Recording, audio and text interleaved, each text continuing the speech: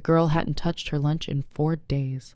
Elena noticed because she noticed everything in the St. Augustine Academy cafeteria.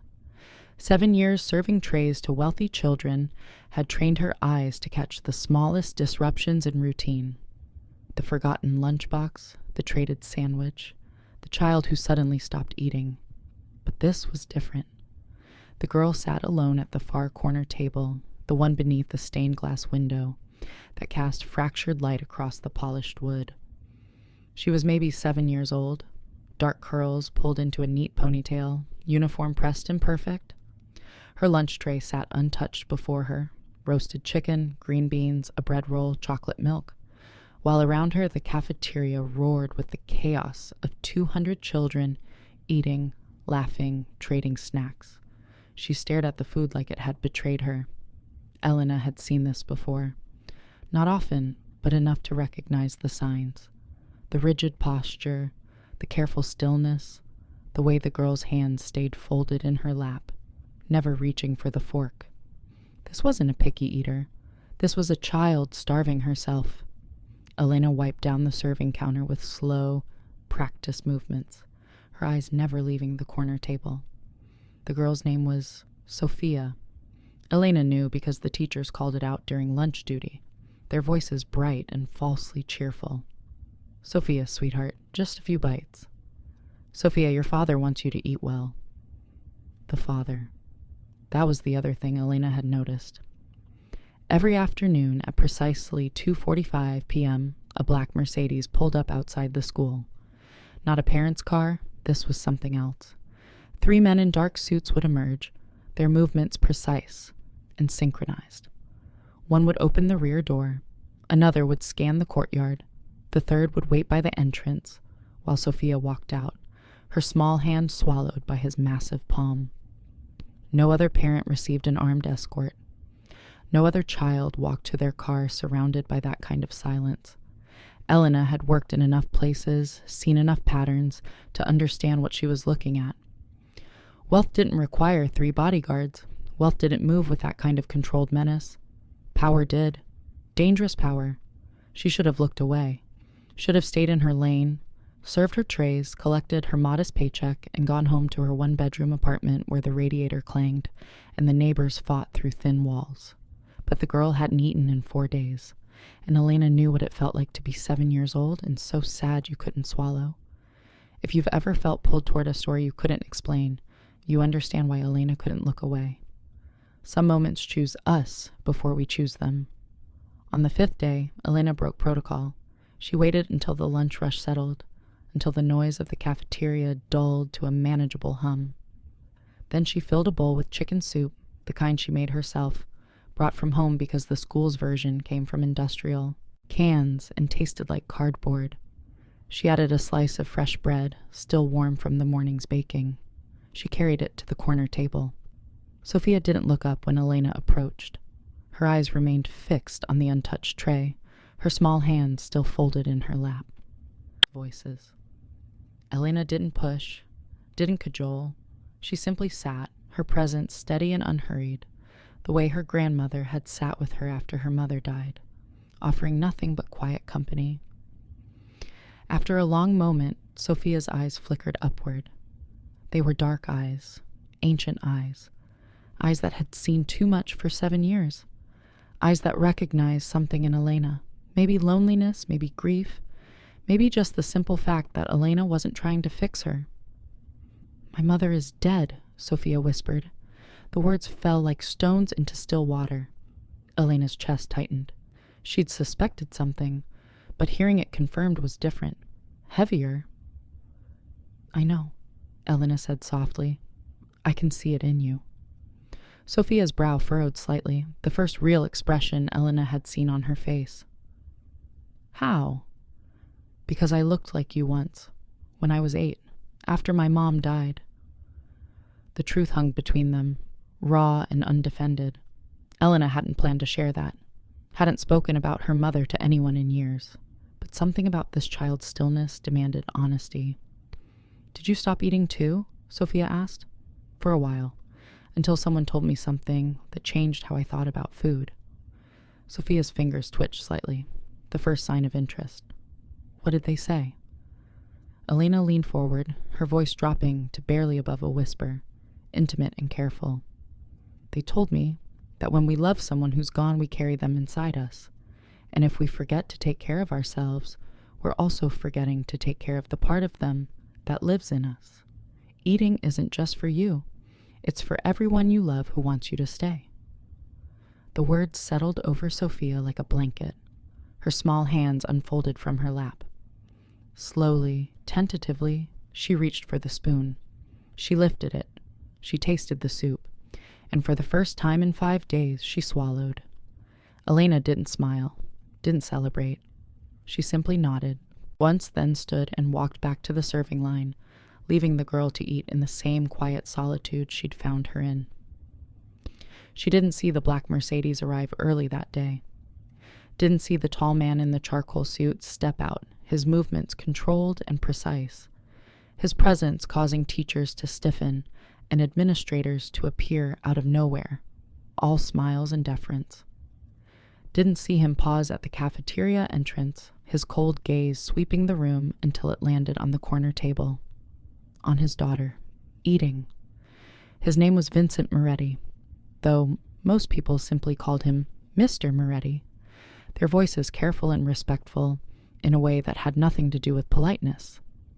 He owned half the commercial real estate in the city, several legitimate businesses, and a network of less legitimate enterprises that operated in the shadows between law and survival. He was 43 years old, a widower for 6 months, and a man who'd built his empire on the principle that emotion was a liability, until his daughter stopped eating. He'd noticed immediately, of course. Vincent noticed everything. The untouched dinners, the weight loss, the way Sophia moved through their enormous house like a ghost, silent and unresponsive. He'd hired the best child psychologist in the state. The woman had sat with Sophia for 3 sessions, emerging each time with the same infuriating conclusion. She's grieving. She needs time. Time. Vincent didn't deal in abstractions. He dealt in solutions, in leverage, in action. But grief couldn't be threatened or bought. It sat in his home like an unwelcome guest, slowly consuming his daughter, while he stood by, powerless. He'd assigned Marcus, his most trusted man, to observe Sophia at school. Marcus reported daily, still not eating. Teachers concerned. Nurse called twice. Today, Marcus's report had been different. She ate lunch, a bowl of soup. The cafeteria worker brought it to her. They talked. Sophia ate the whole thing. Vincent had left his office immediately. Now he stood in the doorway of the cafeteria, watching a woman in a simple gray uniform wipe down tables with methodical precision. She was maybe 30, possibly younger. It was hard to tell beneath the exhaustion that seemed woven into her posture. Dark hair pulled back in a practical bun.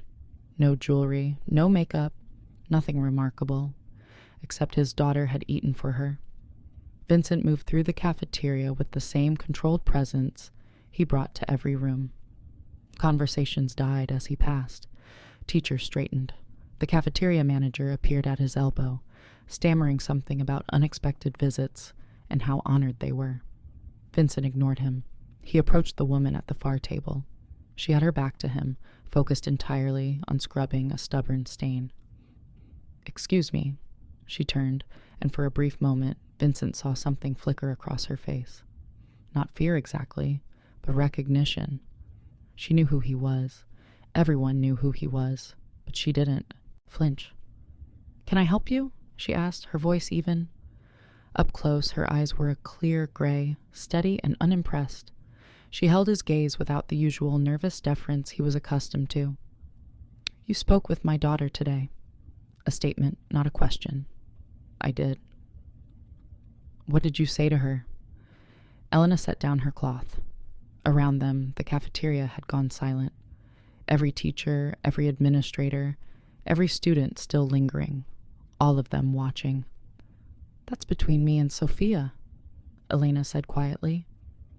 The cafeteria manager made a choking sound.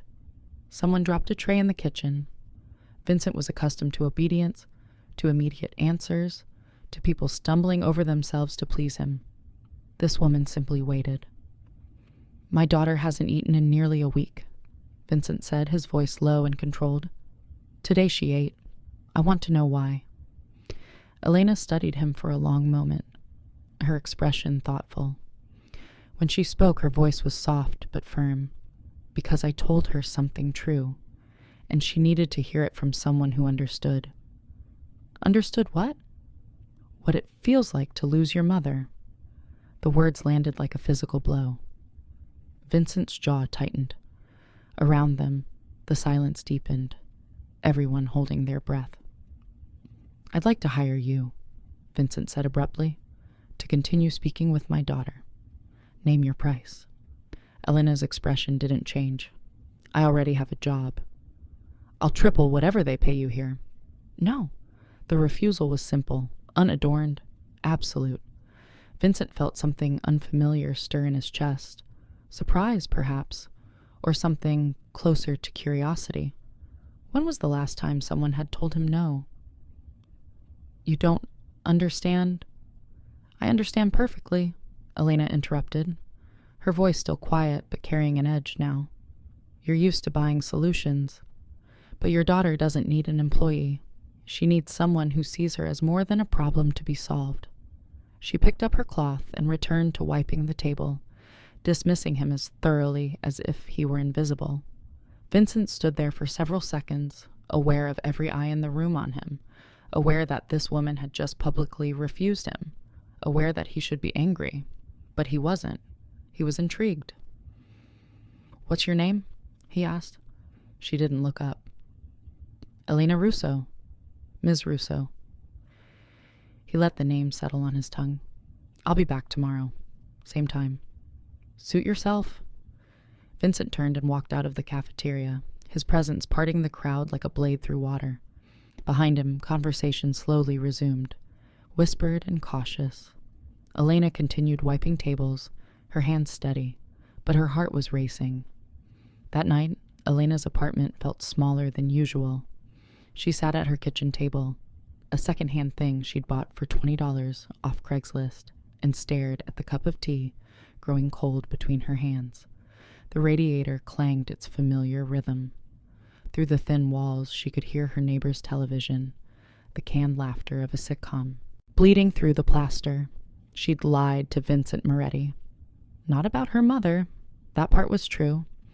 Elena had been 8 when cancer took her, had spent months watching her mother disappear by inches until one morning she was simply gone, leaving Elena and her father to navigate a world that suddenly made no sense. But she'd lied about not being afraid. She was terrified. Elena had worked hard to build a life of strategic invisibility. She took buses instead of taxis, paid rent on time, never drew attention, never made waves. Her world was small by design. Work, home, the occasional coffee shop where nobody knew her name. Safe, anonymous, forgettable. And now she'd caught the attention of Vincent Moretti. She'd heard the stories, of course, everyone had. The business deals that went through without opposition, the construction projects that faced no union troubles, the competitors who quietly folded or left town, the police commissioner who attended his parties, the mayor who returned his calls. Vincent Moretti wasn't just wealthy, he was untouchable, and Elena had told him no. She should feel afraid, should be planning her exit, updating her resume, maybe even leaving the city. But when she closed her eyes, all she saw was Sophia's face, those ancient, grieving eyes, the way her small hands had finally reached for the spoon. Some things mattered more than safety. Elena finished her tea and went to bed, but sleep came slowly, and when it finally did, she dreamed of stained glass windows and shadows that watched from expensive cars. Vincent Moretti didn't sleep. He sat in his study, a room of dark wood and darker secrets, nursing 2 fingers of scotch and staring at the background report Marcus had delivered an hour ago. Elena Russo, 31 years old, raised in Brooklyn by a single father after her mother's death, high school graduate, some college, but never finished, No criminal record, no debt, no social media presence. She'd worked at St. Augustine Academy for 7 years, never missed a shift, never caused problems. Utterly unremarkable. Except she wasn't. Vincent had spent 20 years reading people, identifying their weaknesses, their desires, the pressure points that could be leveraged. It was how he'd built his empire, by understanding what people wanted and using it. But Elena Russo was a blank page. She didn't want money, didn't want power, didn't want his approval or his gratitude. She looked at him like he was just a man. Not a useful man, not a dangerous man, just a man. When was the last time someone had looked at him that way? Vincent finished his scotch and poured another. Across the hall, Sophia slept in a room that cost more than most people's homes. Imported furniture, custom wallpaper, every comfort money could buy. She'd eaten dinner tonight. Not much, but more than she had in days. She'd asked him, in her small, careful voice, if the cafeteria lady would be there tomorrow. The cafeteria lady, his daughter didn't even know her name, but she'd trusted her enough to eat. Vincent made decisions quickly. It was one of his strengths. He didn't agonize or second guess. He assessed, decided, and acted. Decision. Elena Russo would become part of his daughter's life. Question. How to make that happen when she'd already refused him once? He'd never failed to acquire something he wanted. Buildings, businesses, silence, compliance. Everything had a price. Everyone had a pressure point. He just had to find hers. Vincent picked up his phone and called Marcus. Tomorrow morning, I want to know everything about Elena Russo. Where she shops, where she goes after work, who she talks to, everything. Understood. Vincent ended the call and stared out the window at the city lights spread below like a field of stars. Somewhere out there, in a modest apartment he could probably buy with pocket change, Elena Russo was sleeping, unaware that she'd just become the most important person in his world. Morning came cold and gray, the kind of October morning that promised winter wasn't far behind. Elena arrived at St. Augustine Academy, 40 minutes early, as she always did. She unlocked the cafeteria's service entrance, turned on the lights, and began her routine. Coffee first, then prep work for breakfast service. The industrial kitchen was her domain, familiar and predictable. She was chopping fruit when she heard the footsteps, not the soft shuffle of students or the hurried click of teachers' heels. These were different, measured, deliberate, the kind of footsteps that announced rather than arrived. Vincent Moretti appeared in the kitchen doorway. He looked different in the morning light, less intimidating, more human. His suit was still expensive, his presence still commanding, but there was something softer around his eyes. Exhaustion, maybe, or worry. We're not open yet, Elena said, returning to her cutting board. I'm not here for breakfast. Then you're trespassing. A ghost of a smile touched his lips. Technically, I'm a parent. I have access to school facilities. Technically, this is a commercial kitchen. Health code violations if unauthorized people enter. You're not going to make this easy, are you? Elena set down her knife and finally looked at him directly. Mr. Moretti, I don't know what you want from me, but I'm not interested in whatever arrangement you have in mind. I spoke to your daughter because she needed someone, that's all. That's not all, Vincent said quietly. He stepped further into the kitchen, his movements slow and non-threatening. My daughter hasn't spoken more than 10 words at a time since her mother died. Yesterday she told me about you. She said you understood. She asked if you'd be here today. Elena felt something twist in her chest. Of course I'll be here. I work here. For how long? The question hung in the air, heavy with implication. Elena understood immediately. He was rich enough to make her disappear, not violently, but effectively. A word to the administration, a complaint, a better funded applicant for her position. She should be afraid. She was afraid, but she was also angry. Are you threatening me? She asked, her voice low. No. Vincent's answer was immediate and surprisingly genuine. I'm trying to understand you. Everyone wants something. Everyone has a price. But you... He paused, searching for words. You refuse money. You don't seem interested in access or favors. So what do you want? Elena wiped her hands on her apron, buying time to organize her thoughts. When she spoke, her voice was steady. I want to come to work, do my job, and go home without becoming collateral damage in whatever world you operate in. I want to help students when I can, including your daughter, and not have it turn into something complicated.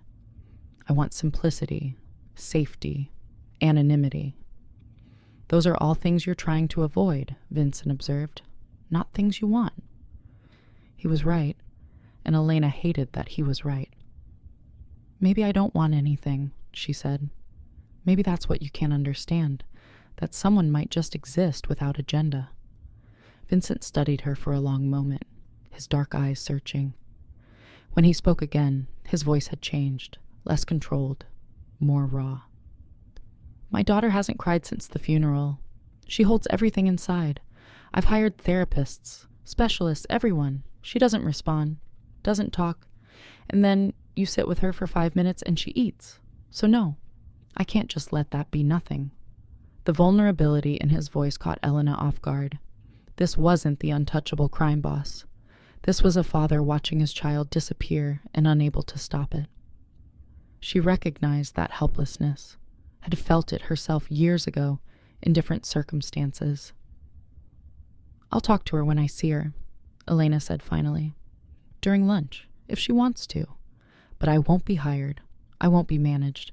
And I won't pretend to be anything other than the cafeteria worker who served her soup. That's the only way this works. Vincent nodded slowly. All right. All right? You have my word. No interference, no management. You just be there. That's all I'm asking. It should have felt like a victory. Instead, it felt like stepping into quicksand, the kind of agreement that seemed simple on the surface, but hid complications underneath. Your word doesn't mean much to me, Elena said honestly. I don't know you. No, Vincent agreed. But you know my daughter, and I think you understand that I would do anything, legal or otherwise, to help her, including respecting your boundaries. The honesty was disarming. Elena returned to her cutting board, signaling the conversation was over. Sophia usually arrives at 11:45 for lunch. I'll be at the serving line. Vincent didn't move immediately. He stood there for several seconds, watching her work, his expression unreadable. Then he left as quietly as he'd arrived, his footsteps fading down the corridor. Elena's hands shook, slightly as she resumed chopping fruit. She'd just made an agreement with Vincent Moretti. God help her. The day unfolded with strange normalcy. Students arrived. Breakfast service ran smoothly. Elena moved through her routines with practiced efficiency, but her mind kept drifting to the conversation in the kitchen. You know my daughter, and I think you understand that I would do anything to help her. There was something terrifying in that statement, not because of the implied threat, but because of the desperate sincerity behind it. Vincent Moretti was a dangerous man capable of dangerous things, and he just told Elena that his daughter was the pressure point that could move him. That kind of information was power, the kind of power Elena never wanted. At 11:45, the lunch rush began. Students flooded the cafeteria in waves, their voices echoing off the high ceilings. Elena took her position at the serving line, ladling portions onto trays with mechanical precision. She saw Sophia immediately. The girl moved through the lunch line slowly, her movements careful and deliberate. When she reached Elena's station, their eyes met. Hi, Sophia said softly. Hi. Is there soup today? Elena had made extra just in case. There is. Would you like some? Sophia nodded. Elena filled a bowl with the same chicken soup from yesterday, added a warm roll, and set it on Sophia's tray. Their fingers brushed briefly during the exchange. The girl's hands were so small, so fragile, and Elena felt that same protective instinct rise in her chest. "Thank you," Sophia whispered. "You're welcome." Sophia moved to her usual table in the corner, beneath the stained glass window. But today she didn't sit with her back to the room. She angled herself so she could see the serving line, so she could see Elena. Elena understood. The girl was checking, making sure Elena was real, was still there, hadn't disappeared like her mother had. Abandonment left marks that lasted lifetimes. Elena served the rest of the lunch rush on autopilot, but periodically, her eyes would drift to the corner table. Each time Sophia was eating, slowly, carefully, but eating. It wasn't much, but it was everything. Vincent stood in his office, 20 floors above the city, and read Marcus's latest report. Elena Russo's life was exactly as boring as her background check suggested. She worked. She went home. Occasionally, she stopped at a small grocery store 3 blocks from her apartment. She had no boyfriend, no close friends, no social life to speak of. She existed in the margins, deliberately invisible. "She's careful," Marcus observed, standing across from Vincent's desk. "No digital footprint. Pays everything in cash. She's someone who doesn't want to be found." "Or someone who's been found before," Vincent murmured, "and didn't like it." "You think she's running from something?" "No. I think she's running from everything." Vincent set down the report. "People don't choose that kind of isolation unless they've learned that connection is dangerous." Marcus was silent for a moment. Then, "Boss, I have to ask, why does this matter? She's just a cafeteria worker. Your daughter ate lunch. Isn't that enough?" Vincent considered the question. Marcus was right. By any logical measure, the situation was resolved. Sophia had eaten. The immediate crisis was over. But something about Elena Russo had lodged itself in Vincent's mind like a splinter. Maybe it was the way she'd looked at him without fear or calculation. Maybe it was the realization that someone so ordinary had succeeded where his money and power had failed. Or maybe it was simpler than that. Maybe he was just tired of being surrounded by people who wanted something from him. "Keep monitoring," Vincent said finally. Discreetly, "I want to know if anything changes." "Understood." Marcus left, closing the door with a soft click. Vincent turned to the window, looking out at the city he'd conquered through careful violence and strategic patience. From this height, people were invisible. Lives played out in miniature, insignificant and interchangeable. But somewhere down there, Elena Russo was washing dishes and wiping tables, carrying her small, careful life through another unremarkable day. And she'd somehow become important. A week passed. Elena fell into an unexpected rhythm. Each day, Sophia would move through the lunch line, and each day, Elena would have soup ready. Sometimes they talked briefly, small exchanges about the weather, about the food, about nothing in particular. But mostly, they just shared silence. Sophia was eating more. Not normally, not enthusiastically, but consistently. The hollowness was leaving her cheeks. The shadows under her eyes were fading. Elena watched the transformation with quiet satisfaction. This was why she'd become a cafeteria worker in the first place. Not for the modest paycheck or the health insurance, but for the small moments of impact. The hungry kid who got an extra portion. The diabetic student whose lunch was prepared specially. The quiet ways she could help without fanfare or recognition. Visibility had never brought her anything good. Invisibility was safer. But Vincent Moretti was making invisibility impossible. He came to the cafeteria every day now, always between 11:45 and noon. He never approached the serving line again after that first morning, but he was always there, standing near the entrance, or sitting at an empty table, watching his daughter eat, watching Elena. It should have felt threatening. Instead, it felt oddly companionable, like they were both guarding something precious. On Friday, everything changed. Elena was preparing for the lunch rush when Principal Morrison appeared in the kitchen doorway, her expression carefully neutral. "Elena, could I speak with you for a moment?" Elena set down the ladle she'd been using. "Of course." They stepped into the small office adjacent to the kitchen. Really just a closet with a desk and filing cabinet. Principal Morrison closed the door. "I wanted to thank you," the principal began, her voice warm. "Whatever you've done for the Moretti girl, it's remarkable. Her teacher says she's participating more in class. She's smiling." Elena felt a knot form in her stomach. Praise made her nervous. "I just gave her soup," Elena said carefully. "You gave her more than that."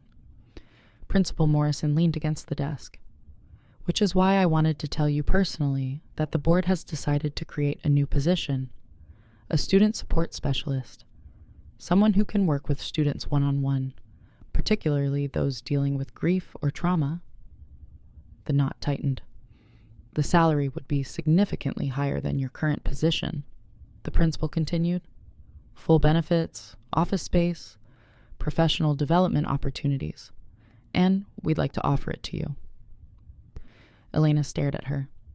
"I'm a cafeteria worker. I'm not qualified.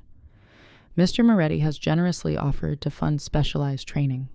The position would be tailored to your strengths." There it was.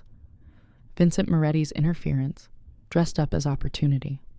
"I'm not interested," Elena said flatly. Principal Morrison's smile faltered. "Elena, this is a significant opportunity. Most people would—" "I'm not most people, and I like my job. But don't you want more?" The question hit Elena like a slap. Want more? As if her current life was insufficient, as if serving food and washing dishes was somehow beneath aspiration. "No," Elena said, her voice harder now. "I don't. And I'd appreciate it if Mr. Moretti would stop trying to manage my life. He's just trying to help. He's trying to control the situation. There's a difference." Elena walked out of the office before Principal Morrison could respond. She could feel anger building in her chest, a hot, uncomfortable sensation she usually worked hard to suppress. She'd made her boundaries clear. No money, no management, no complications, and Vincent Moretti had immediately tried to work around them. The lunch rush started. Elena served with mechanical precision, her mind spinning. When Sophia came through the line, Elena gave her the soup without speaking. The girl noticed the tension immediately. "Are you okay?" Sophia asked quietly. Elena forced a smile. "I'm fine, sweetie. Enjoy your lunch." But she wasn't fine. And when Vincent Moretti walked into the cafeteria at 11:47, Elena didn't wait for him to find his usual observation post. She marched straight across the cafeteria, aware of every eye following her, and stopped directly in front of him. "Outside," she said. "Now." To his credit, Vincent didn't argue. He simply turned and walked toward the service entrance. Elena followed, her jaw tight. The moment they were alone in the delivery bay behind the cafeteria, Elena turned on him. "I told you no management," she said, her voice low and furious. "I told you I wanted boundaries, and the first thing you do is create a fake job to try to control how I interact with your daughter." "It's not a fake job," Vincent replied calmly. The school needs what you tell them to need. Don't insult my intelligence." Vincent's expression shifted slightly. Surprise, maybe at her directness. "I'm trying to make your life easier. You're trying to make me dependent on you, trying to put me in a position where I owe you, where you have leverage." Elena stepped closer, her gray eyes blazing. "I've met men like you before. Different circumstances, different city, but the same approach. Offer help, create obligation, then use that obligation to control." Something flickered across Vincent's face. Recognition, maybe, or understanding. "What happened to you?" he asked quietly. Elena's anger faltered. The question was too direct, too genuine. "That's none of your business." "It is if I'm making it worse." The admission caught her off guard. Vincent Moretti admitting potential wrongdoing. It didn't fit the image she'd built of him. The untouchable crime boss. The man who bought solutions. "I don't want your job," Elena said, her voice softer now, but no less firm. "I don't want your money. I don't want anything from you except the ability to help your daughter in my own way, on my own terms. Can you accept that?" Vincent was silent for a long moment. his dark eyes searching her face. "I'm not used to accepting limits," he finally said. "Then get used to it. Because if you try to manage this situation one more time, I walk away. And I promise you, your daughter will notice." It was a threat, though Elena hated using a child as leverage, but she needed Vincent to understand that she wasn't bluffing. Vincent exhaled slowly. When he spoke again, his voice carried an unfamiliar weight, something that might have been respect. "All right, no more interference. You have my word." "Your word didn't mean much last time." "I didn't understand you last time." He paused. "I think I'm beginning to now." Elena wanted to ask what he meant, but she was suddenly exhausted. The anger had drained out of her, leaving only the familiar weariness she carried everywhere. "I need to get back to work," she said. "Elena." She stopped, surprised he'd used her first name. "Thank you," Vincent said quietly, "for helping my daughter, for—" he struggled with the words, "for being honest with me. It's rare." Elena nodded once, then disappeared back into the cafeteria. Behind her, Vincent Moretti stood in the delivery bay, alone with his thoughts. He'd built his empire on reading people, on finding their weaknesses and exploiting them. But Elena Russo didn't have weaknesses. She had boundaries, and he was beginning to realize there was a difference. In the moments when we stop trying to control others, we sometimes discover something unexpected, that they might choose to trust us anyway. Over the next 3 weeks, something shifted. Vincent stopped trying to create opportunities for Elena, stopped offering solutions. He simply came to the cafeteria each day, watching his daughter eat, watching Elena work, saying nothing. His presence became part of the landscape, less intrusive, more observational, and slowly, grudgingly, Elena began to see him differently. She noticed the way he never took phone calls during lunch, the way his entire focus remained on Sophia, tracking her smallest movements with the intensity of someone afraid she might vanish, the way he sometimes gripped the edge of the table hard enough that his knuckles went white. This wasn't a crime boss monitoring an asset. This was a father barely holding himself together. One afternoon, Sophia approached Elena after lunch, clutching a drawing she'd made in art class. "This is for you," Sophia said shyly, offering the paper. Elena took it carefully. The drawing showed 2 figures, one small, one tall, sitting at a table with a bowl between them. The details were simple but clear. Above the figures, Sophia had written in careful letters, "Thank you for making me remember that eating helps." Elena felt her throat tighten. "This is beautiful, Sophia. Can I keep it?" Sophia nodded enthusiastically. "My daddy says you're the kindest person he knows, even though he doesn't really know you." Elena glanced across the cafeteria. Vincent was watching, his expression unreadable. "Your dad talks about me?" Elena asked carefully. "Sometimes. He says you're different from other people, that you help because you want to, not because you have to." "Everyone should help because they want to," Elena said softly.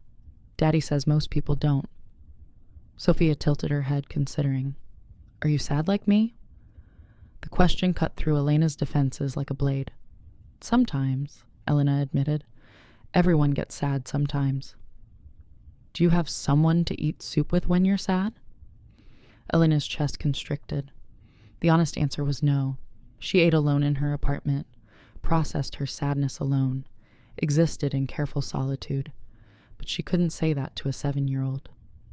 "I manage," Elena said instead, "just like you're learning to manage." Sophia seemed to accept this answer. She gave Elena a quick, spontaneous hug, the kind only children could give, uncomplicated and fierce, then ran back to her friends. Elena stood there, Sophia's drawing in her hands, feeling something crack open inside her chest. When was the last time someone had thanked her? When was the last time anyone had noticed her at all? That evening, as Elena was leaving through the service entrance, she found Vincent waiting by the door. Her first instinct was defensiveness, but he raised his hands in a gesture of peace. "I'm not here to offer you anything," he said quickly. I just wanted to say thank you. Sophia gave you that drawing, didn't she? She did. She's been drawing more, talking more, eating more. Vincent's voice was rough with emotion he barely contained. You gave me my daughter back. Elena shook her head. I just gave her soup. She did the rest herself. You did more than that. You saw her, really saw her. Not the grieving child I was terrified of losing, but just her. The acknowledgement sat between them, heavy and honest. She's easy to see, Elena said quietly. She's remarkable. She told me you get sad sometimes. Vincent's gaze was direct, searching. Are you okay? The question startled Elena. When was the last time someone had asked her that? Not as a pleasantry, but as a genuine inquiry. I'm managing, she said, the same answer she'd given Sophia. That's not the same as okay. No, but it's all I've got, Vincent nodded slowly, understanding in a way that surprised her. If you ever need anything, I don't. I know. But the offer stands. No strings, no obligation, just if you need anything. Elena studied him for a long moment. In the evening light, he looked less intimidating, more human, more like a man carrying the same kind of weight she carried, just in different ways. Thank you, she said finally. That's kind of you. I'm not known for kindness. Maybe you should be. The words hung in the air between them. Then Elena walked past him toward the bus stop, leaving Vincent standing in the doorway, watching her disappear into the city. He'd spent 20 years becoming someone people feared. When had he forgotten how to be someone people might trust? Winter arrived early that year, bringing snow in November and temperatures that cracked sidewalks and froze car windshields overnight. Elena developed a routine with Sophia that felt natural and unforced. They talked during lunch, small conversations about books, about art class, about Sophia's mother in careful, gentle terms. Elena shared stories about her own mother, the small memories that had survived grief, how she'd sung while cooking, how she'd collected smooth stones from the beach, how she'd insisted on handwritten thank you notes. The conversations weren't therapy. They were just acknowledgement. Two people who understood loss, sharing space. But something else was developing too. Something Elena hadn't anticipated. Vincent Moretti was becoming a presence in her life. Not intrusive, not demanding, just there. He still came to the cafeteria each day, but now he occasionally nodded at her in greeting. Sometimes he'd help carry a heavy tray when she struggled. Once when the espresso machine broke, and Elena muttered something about terrible coffee, a brand new commercial machine appeared in the cafeteria kitchen the next day, with no explanation. Elena should have been angry about the interference. Instead, she'd made him a cup of coffee the next day. Perfect temperature, no sugar, the way she'd noticed he drank it, and set it on his usual table without comment. He'd smiled. She'd walked away before she could smile back. It was dangerous. This slow thawing of boundaries. Elena knew it. Could feel herself sliding toward something complicated and uncertain. But for the first time in years, she felt seen. Not as a server or a worker or an invisible component of someone else's day. As a person. It was intoxicating and terrifying in equal measure. One evening in early December, as Elena was closing the cafeteria, the lights went out. The whole building plunged into darkness, a power outage, probably caused by the ice storm raging outside. Elena stood frozen, disoriented, her hands still wet from washing dishes.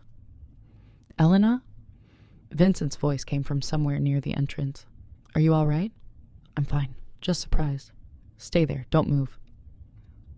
She heard him approaching, careful footsteps navigating the dark cafeteria. A moment later, light bloomed from his phone's flashlight. Power's out across the district, Vincent said. Emergency services are overloaded. It could be hours. I should get home.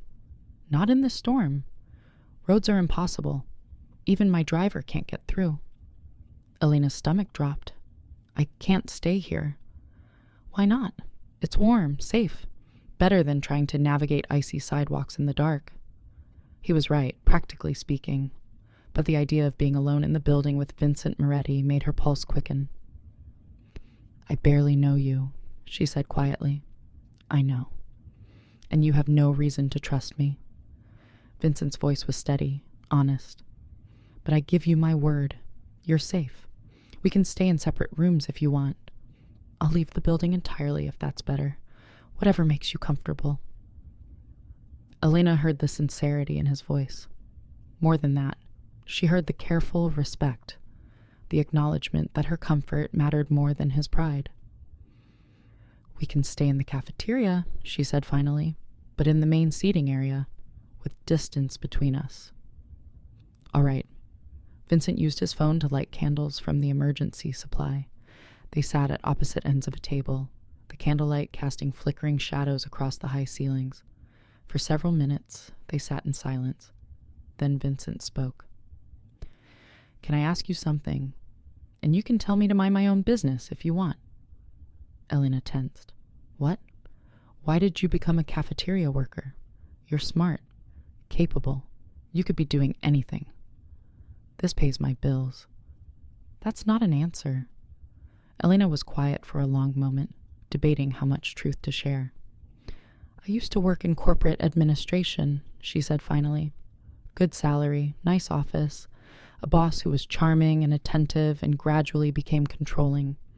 He'd track my hours, question my lunch breaks, call me after work to check in.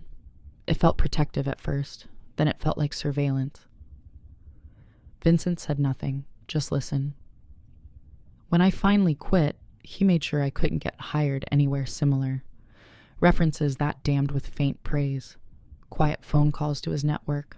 I couldn't prove it, but I knew." Elena stared at the candle flame. "So I started over. Found work that was simple, honest, where no one noticed me enough to control me. And you've been invisible ever since." "Yes." "Doesn't that get lonely?" The question landed like a punch. Elena looked up, meeting Vincent's eyes across the candlelight. "Every day," she admitted, "but lonely is safer than trapped." Vincent nodded slowly. "I understand that. More than you'd think." "You?"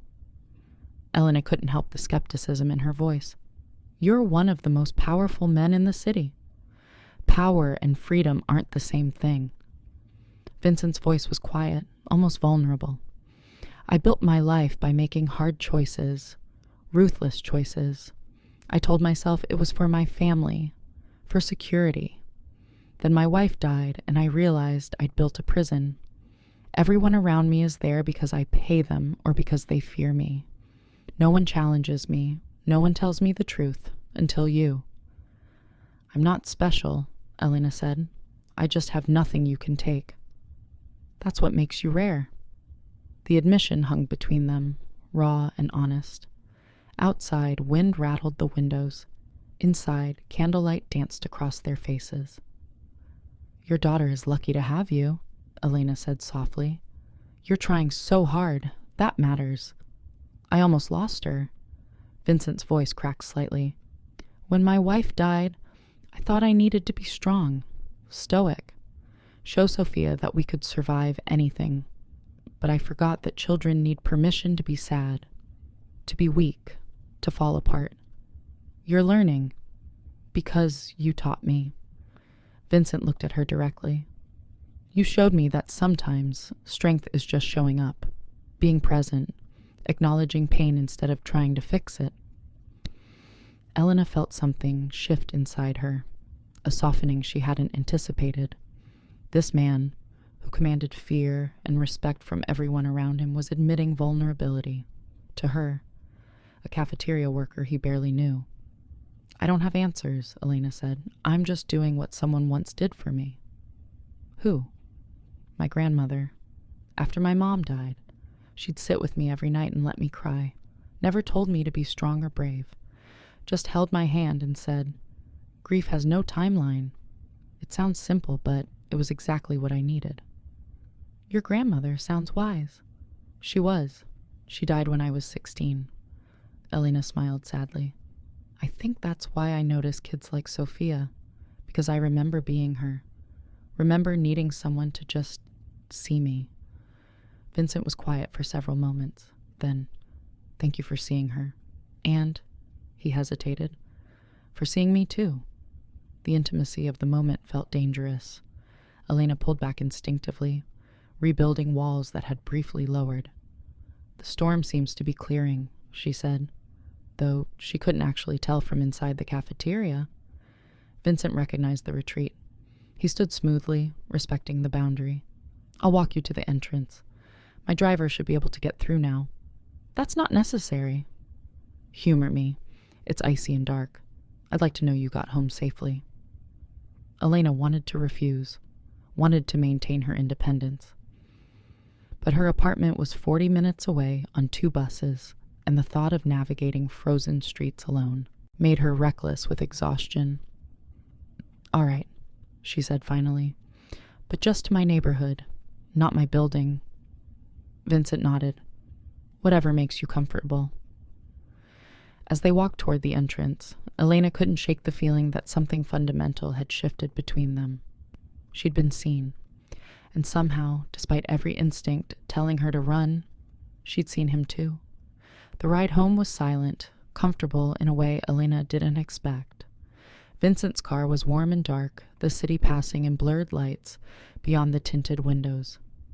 Elena sat in the back seat, acutely aware of Vincent beside her, not touching, maintaining careful distance, but present in a way that felt both safe and dangerous. You can drop me here, Elena said when they reached her neighborhood. The driver pulled to the curb.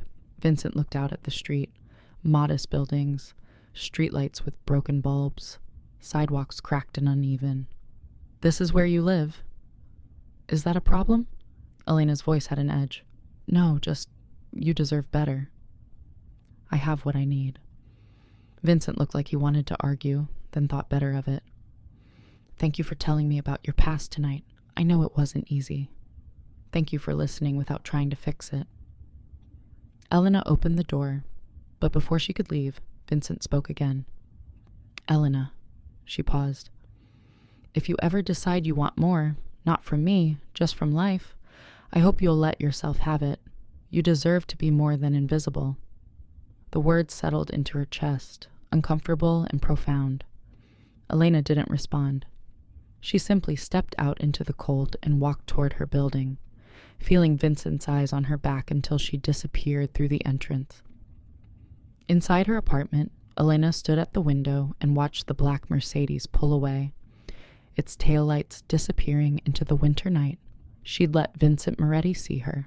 The real question was, what would she do about it? Christmas approached with the relentless cheer that decorated every storefront and filled every radio station. Elena normally hated the holidays. They reminded her of loss, of empty chairs at dinner tables, of years spent alone while the world celebrated togetherness. But this year felt different. Sophia had made her a Christmas card in art class, covered in glitter and carefully drawn snowflakes. Elena had taped it to the kitchen wall in the cafeteria, the first personal item she'd displayed in 7 years. Vincent had started bringing coffee in the mornings, not the elaborate drinks from expensive cafes, but simple black coffee from the bodega near his office. He'd leave it on the counter without comment, and Elena would drink it while preparing breakfast service. They didn't talk much, but the silence between them had changed. It was no longer careful avoidance. It was companionship. On the last day before winter break, Sophia approached Elena after lunch with unusual determination. My daddy wants to know if you'll come to our house for dinner, Sophia said. On Christmas. He said I could ask you because it should be my choice, not his order. Elena's first instinct was to refuse. Boundaries, safety, distance. But Sophia's hopeful eyes made the refusal stick in her throat. Why would your father want me there? Elena asked carefully. Because you're important, Sophia said simply, and because he's lonely. He tries to hide it, but I can tell. Just like you're lonely, too. The observation was devastatingly accurate. I'll think about it, Elena said. Okay. Sophia smiled, then lowered her voice conspiratorially. I think he likes you.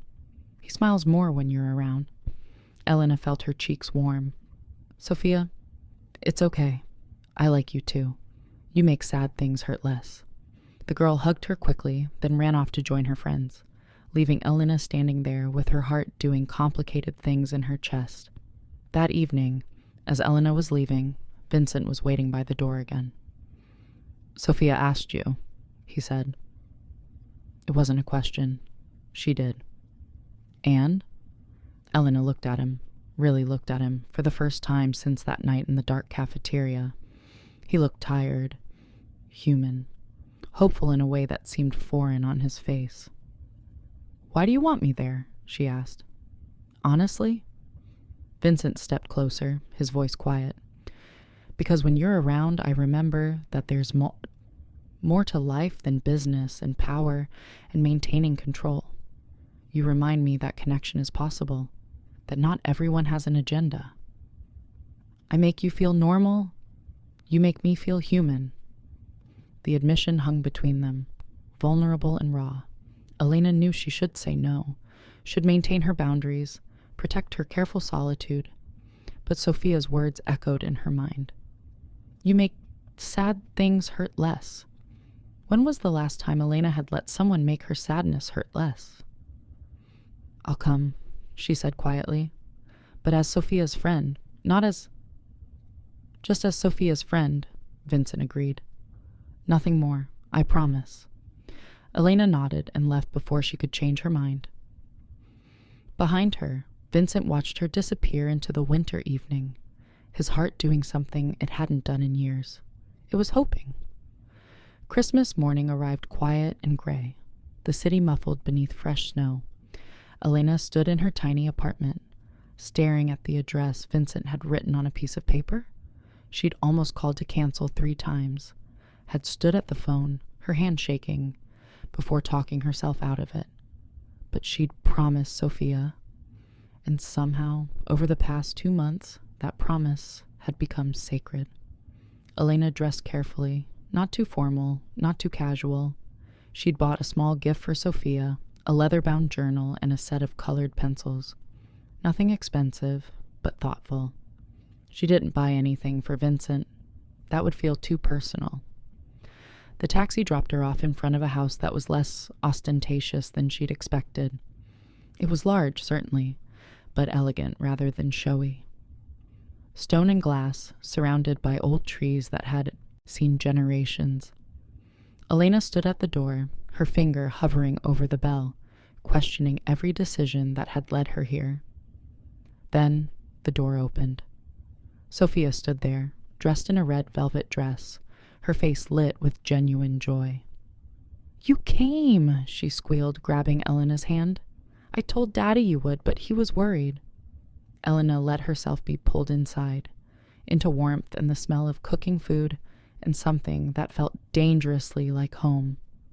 Vincent appeared in the hallway, dressed casually in jeans and a dark sweater. He looked younger like this, less intimidating. Merry Christmas, he said simply. Merry Christmas. The afternoon unfolded with unexpected ease. They ate dinner in a dining room that managed to feel intimate despite its size. Roasted chicken and vegetables, simple and perfectly prepared. Vincent revealed that he'd cooked it himself, his admission slightly embarrassed. I've been learning, he explained, since my wife died. She always insisted we have homemade meals. I'm not as good as she was, but I'm trying. It's delicious, Elena said honestly. After dinner, Sophia pulled Elena into the living room to show her drawings, projects, books she'd been reading. Vincent watched from the doorway, his expression soft. This was his daughter alive again, animated, happy, because of Elena. Later, after Sophia went to bed, Elena and Vincent sat in the living room with coffee, a fire crackling in the fireplace. Thank you for coming, Vincent said quietly. This is the first Christmas since my wife died that didn't feel like we were drowning.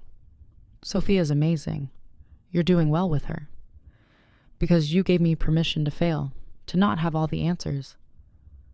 Vincent looked at her directly. I spent my whole life being the person who fixes things, who controls outcomes.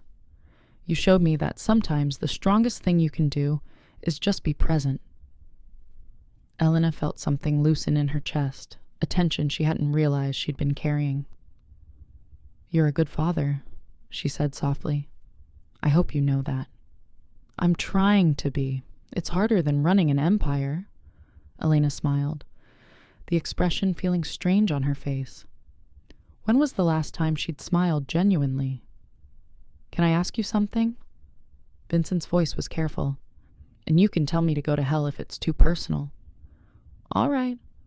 Are you happy? Truly happy with your life the way it is? Elena's first instinct was to lie, to say yes, to maintain the fiction that her careful invisibility was chosen rather than imposed. But Vincent's eyes were too direct, too honest. I'm safe, she said instead. That's not the same as happy, but it's something. What would make you happy? Elena laughed quietly, the sound bitter. I don't know anymore. I used to have dreams. Travel, graduate school, a career that mattered. But dreams are dangerous. They require vulnerability, risk. They also require belief that you deserve them.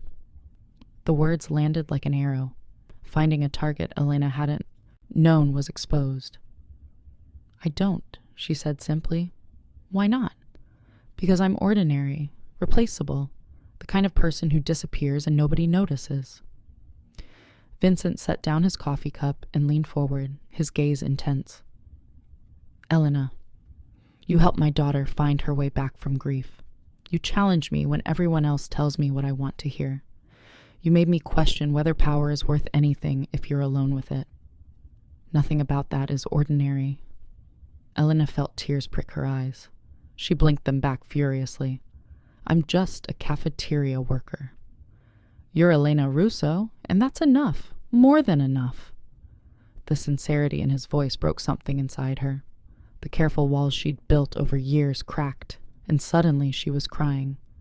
Quiet tears that she tried desperately to hide. Vincent moved closer, not touching but present. I'm sorry. I didn't mean to. I'm tired, Elena whispered. I'm so tired of being invisible, of being alone, of pretending that safety is enough. Then stop pretending. I don't know how. Start small. Start with this. You came here today. You let yourself be seen. That's courage. Elena looked up, meeting his eyes through her tears. Vincent was watching her with such gentle intensity that it made her chest ache. What if I fail? She whispered. Then you fail, and you try again. That's how everyone lives. Elena laughed wetly. You don't fail. You're Vincent Moretti. You conquer. I failed my wife. The admission was raw. She needed me to be human, not powerful. To be vulnerable, not in control. I gave her everything except what she actually wanted, my honest self. And then she died, and I couldn't fix it. Couldn't negotiate with cancer. Couldn't intimidate death. His voice cracked on the last words. Elena did something she'd never imagined doing. She reached out and took his hand. Vincent's fingers closed around hers, warm and strong. They sat like that for a long moment. Two lonely people sharing silence and grief and the tentative possibility of connection. I should go, Elena finally said. It's late. Stay. Vincent's voice was soft. Not in any improper way. But the guest room is made up. It's snowing again. Just stay. Elena knew she should refuse, should maintain boundaries. But she was tired of boundaries, tired of being alone. All right, she whispered. Vincent's expression shifted. Relief, gratitude, something deeper she wasn't ready to name. He showed her to the guest room, which was tasteful and comfortable and felt more welcoming than her entire apartment. Good night, Elena, he said from the doorway. Good night. After he left, Elena lay in the unfamiliar bed, staring at the ceiling. She'd crossed a line tonight, let someone see her pain, her loneliness, her quiet desperation for connection. and the world hadn't ended. Maybe that was courage. Maybe that was the beginning of something like happiness. Outside, snow continued to fall, blanketing the city in quiet transformation. Elena woke to the smell of coffee and pancakes. She descended the stairs to find Vincent in the kitchen, Sophia helping him set the table. They were laughing about something, a real, genuine laugh that transformed Vincent's face. When he looked up and saw Elena, his smile didn't fade. "Good morning. I hope you slept well." "I did." It was true. Better than she had in years. They ate breakfast together, the three of them, and for the first time in Elena's memory, she didn't feel like an outsider looking in. She felt like part of something. After breakfast, Sophia hugged Elena goodbye with fierce affection. "You'll come back, right? You'll visit us?" Elena glanced at Vincent, who was watching with quiet hope. "I'll visit," Elena promised. And she meant it. The rest of winter passed in quiet transformation. Elena and Vincent developed a routine: coffee in the mornings, brief conversations during lunch, occasional dinners at his home where Sophia would show Elena her latest projects. They didn't label what was developing between them. It existed in the space between friendship and something deeper, undefined and unexpectedly comfortable. Elena found herself smiling more, looking forward to mornings, believing, for the first time in years, that maybe invisibility wasn't the only form of safety. Vincent changed too. His edges softened. He laughed more easily. The control that had defined him loosened into something more like peace. One evening in March, as they sat in Vincent's living room after Sophia had gone to bed, Vincent turned to Elena with unusual seriousness. "I need to tell you something about my work." Elena tensed. She'd avoided asking too many questions about what Vincent actually did, preferring the comfortable fiction that he was simply a businessman. "You don't have to," she said. "I do. Because I need you to understand what you're choosing if you keep coming here."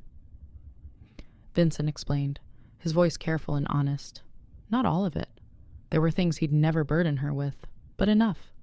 The legitimate businesses, the less legitimate arrangements, the violence he'd authorized, the compromises he'd made, the moral complexity of his world. Elena listened without interrupting. When he finished, she was quiet for a long moment. "Thank you for telling me," she finally said. And I already knew. Not details, but I'm not naive, Vincent. I saw the bodyguards, the fear, the respect that's really just controlled terror. I knew what you were. Does it matter? Elena considered the question seriously. It matters that you told me. It matters that you're honest. I don't have to agree with your choices to understand why you made them. You're not afraid? Of course I'm afraid, but... Elena paused, searching for the right words. You've never made me feel unsafe. You've never tried to control me. You've respected every boundary I've set. Those actions matter more than your reputation. Vincent exhaled slowly, relief evident in his posture. I need you to know that I'll never let that world touch you. Never let it endanger you. You can't promise that. I can try. Elena looked at him, this complicated, dangerous, surprisingly gentle man, and made a choice. She leaned forward and kissed him. It was brief, tentative, but deliberate. When she pulled back, Vincent's eyes were wide with surprise. What was that for? He asked softly. For being honest? For respecting me? For making me believe I might deserve to be happy? Vincent's hand came up to cup her face, his thumb brushing her cheek with devastating gentleness. You do deserve it. You deserve everything. They sat there for a moment, foreheads pressed together, breathing each other's air. This is complicated, Elena whispered. Yes, I'm terrified. Me too. But I don't want to run anymore. Then don't. It wasn't a fairy tale. It wasn't simple or clean or uncomplicated, but it was real. And for Elena Russo, who'd spent years being invisible, that was enough. 6 months later, Elena still worked in the cafeteria at St. Augustine Academy, but she'd stopped hiding. She smiled at students now, learned their names, started a small program where kids who were struggling could help in the kitchen during lunch, giving them purpose, community, someone who noticed them. Sophia was thriving, eating normally, laughing easily, showing artwork that was colorful and alive rather than dark and grieving. And Vincent had learned to be human again. He still ran his empire with controlled precision, but he came home every night. He cooked dinner with Sophia. He sat with Elena in comfortable silence, their lives intertwining in ways that felt both strange and inevitable. Elena had moved into a better apartment, not because Vincent paid for it, though he'd offered, but because she'd realized she deserved more than cracked radiators and thin walls. She was considering going back to school, maybe teaching, maybe counseling, something where she could help kids like Sophia, like she'd once been. The future was uncertain, possibly dangerous, definitely complicated. But Elena wasn't running anymore. She was choosing, and that made all the difference. Sometimes the bravest thing we can do is let ourselves be found by someone who sees us completely. Our wounds, our fears, our ordinary magic, and stays anyway. That's not a fairy tale. That's grace. If this story reminded you that even small acts of kindness can transform lives, perhaps someone else needs that reminder too.